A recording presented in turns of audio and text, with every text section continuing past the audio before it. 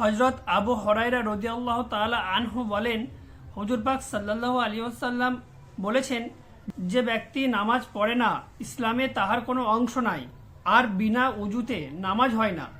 অন্য হাদিসে আসিয়েছে, নামাজ ব্যতীত দিন থাকে না, আর দিনের জন্য নামাজ তেমন শরীরের জন্য মাথা যেমন। খুব সুন্দর একটা কথা বলেছেন।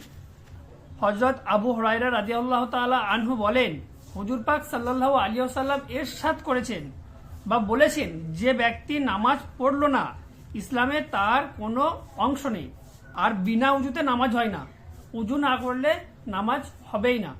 অন্য হাদিসে আসিয়াছে, নামাজ ব্যতীত দিন থাকে না, আর দিনের জন্য নামাজ তেমন শরীরের জন্য মাথা যেমন।